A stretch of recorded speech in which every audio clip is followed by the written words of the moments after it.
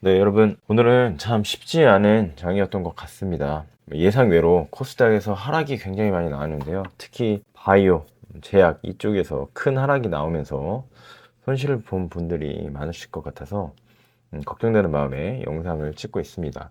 일단 오늘은 제가 며칠 전에 질문을 받은 게 하나가 있습니다. 우리 챗님이 질문을 주셨는데요. 챗님께서 박스권 하방을 벗어나면 바로 손절하시나요? 어떤 기준으로 손절 타이밍을 판단하시나요?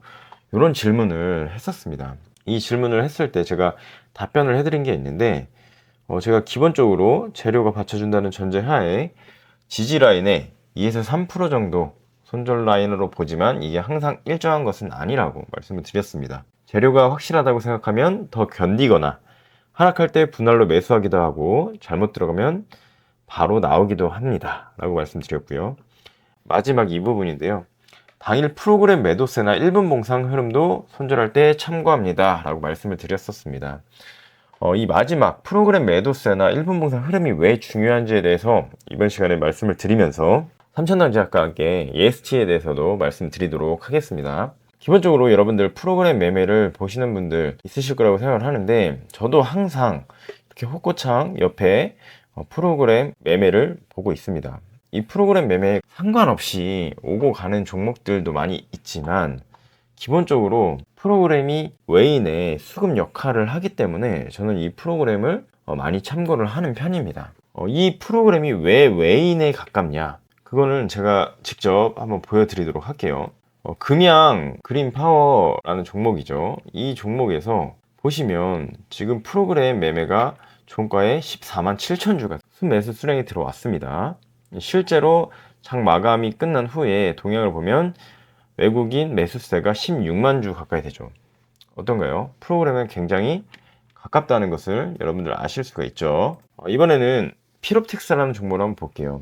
피롭텍스 같은 경우는 오늘 종가의 프로그램 순매수 수량이 18,500주였습니다. 그런데 여기 보시면 외국인의 순매수 수량이 지금 2만 주로 찍혀 있는 게 알 수가 있죠. 굉장히 비슷한 수량이라는 걸 알 수 있습니다. 모니터랩입니다. 종가의 순매수 수량이 16,000주였는데 외국인 순매수 수량이 2만 주로 찍혀 있습니다. 여러분들 중에 요거 장중 투자자별 매매로 외국인들이나 기관들의 수급을 보시는 분들도 많은데 이거는 잘 안 맞습니다. 실제로 여러분 한번 보세요. 잘 안 맞고요. 사피엔 반도체 한번 볼게요. 지금 프로그램 순매수 수량이 마이너스 13,000주 정도 되는데 지금 외국인이 13,000주에 가깝게 찍혀 있죠. 자, 어떠신가요?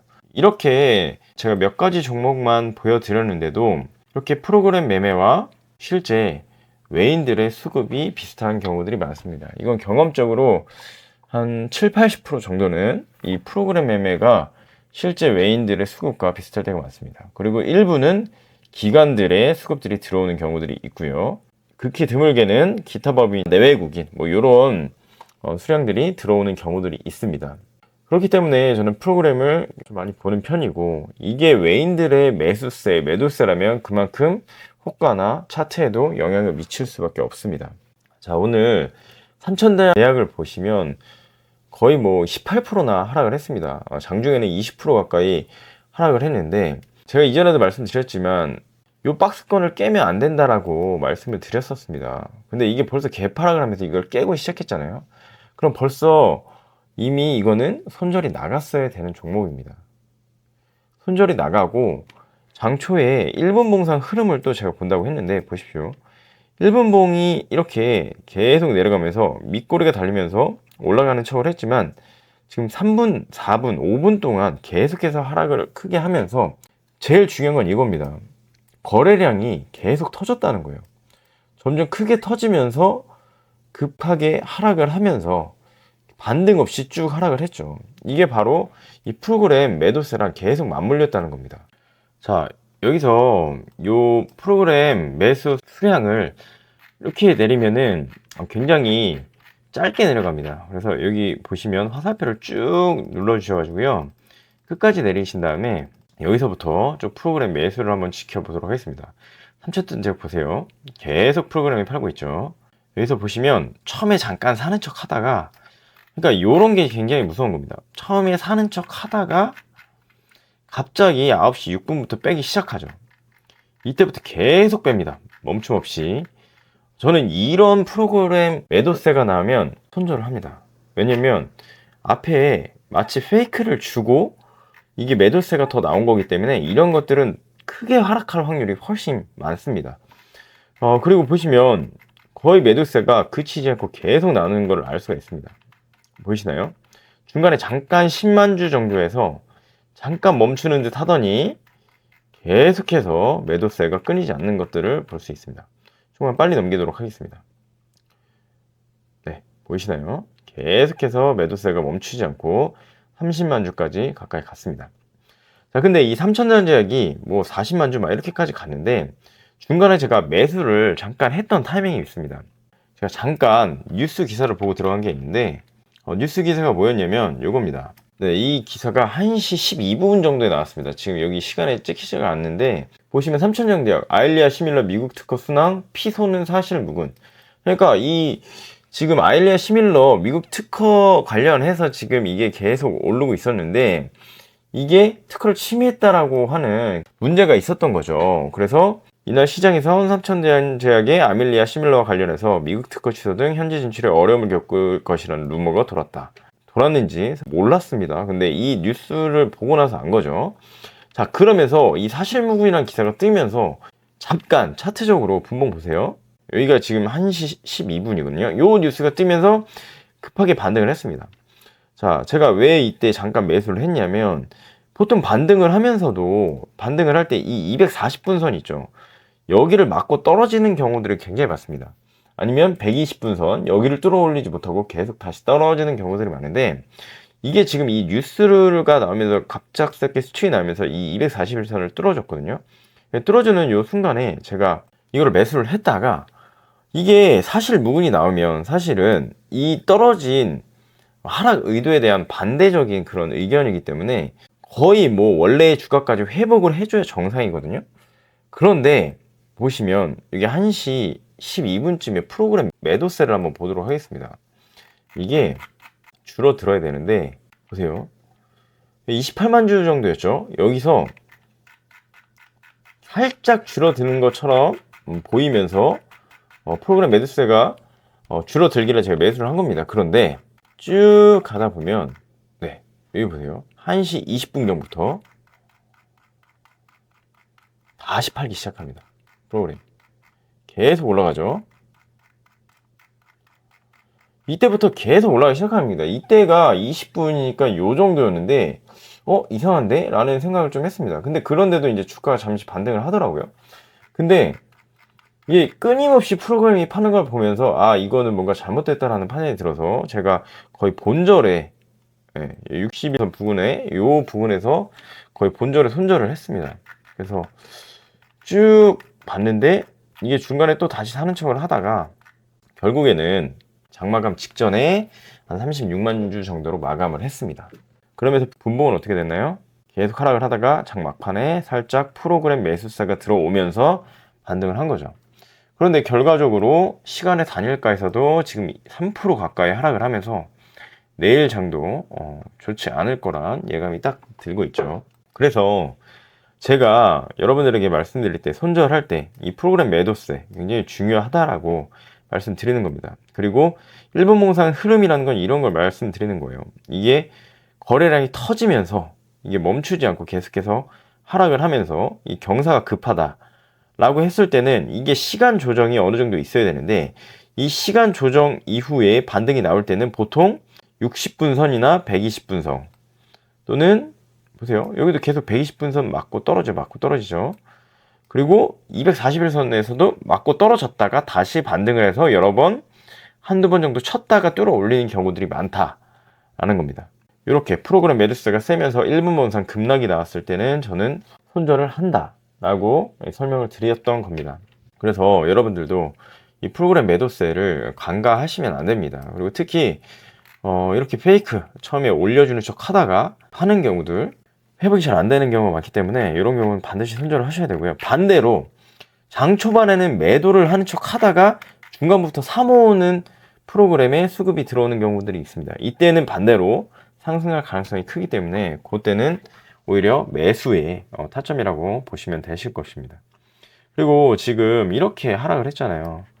장대 양봉의 거래량이 터졌잖아요. 이런 경우들은요, 이 떨어지는 칼날이라고 보시면 돼요. 이게 지금 떨어지고 있는데 여기서 잡아버리시면 이렇게 바로 반등이 나오는 게 쉽지가 않습니다. 다음날 이미 매도세가 터졌기 때문에 이거는 만약에 반등이 나온다 해도 이런 식으로 음봉이 짧아져야 돼요. 짧아지면서 매도가 멈추는, 이거 같은 경우는 최소 요 21선이 닿아지는 부분까지는 계속해서 하락을 할 가능성이 있기 때문에 이런 것들은 함부로 여기서 반등을 할 것 같다고 잡으시면 안 됩니다. 그리고 이게 굉장히 불안한 게, 사실 무근이라고 했는데도 이게 이렇게까지 떨어졌다라는 것은 이거는 사실 무근이 아닐 수도 있다라는 얘기입니다. 그리고 한번 프로그램이 이렇게 강력하게 외인들이 팔아 제끼면 이 팔은 만큼 이 구간에서 얘네들이 상승을 시키려고 여기서 대금을 쐈단 말이에요. 여기 보시면 나오잖아요. 여기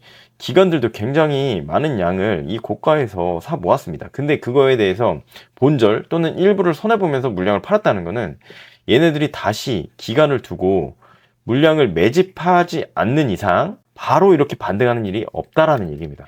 얘네들이 만약에 반등을 할 거면 이렇게 기간 조정을 주면서 시간이 걸린 다음에 그때 말씀드렸던 U자형으로 이렇게 서서히 이런 식으로 U자형으로 서서히 다시 물량을 매집한 다음에 그 다음에 재차 상승이 나올 가능성이 크다라고 보셔야 됩니다.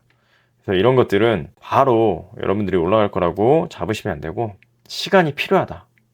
적어도 얘네들이 물량을 모으고 다시 상승시킬 때까지는 시간이 필요하다는 것을 꼭 기억해 두셨으면 좋겠습니다.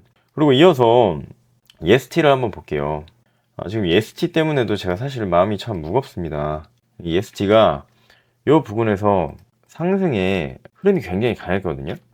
그렇기 때문에 저도 이 부분에서 분할로, 왜냐면 조정을 받을 수 있다는 거는 생각을 했기 때문에 분할로 매수를 하고 있다가 제가 이날 급락이 나오는 날 저도 어쩔 수 없이 26,000원 부근에서 손절을 했습니다. 여기 보이시죠? 이 부분에서 손절을 할 수밖에 없었는데 이때도 마찬가지입니다. 지금 이 프로그램 매수 매도 현황이 전날 것까지는 안 나오죠. 이게 시간별로는 안 나오기 때문에 보여드릴 수는 없는데 요날도 3,000장대과 마찬가지였습니다.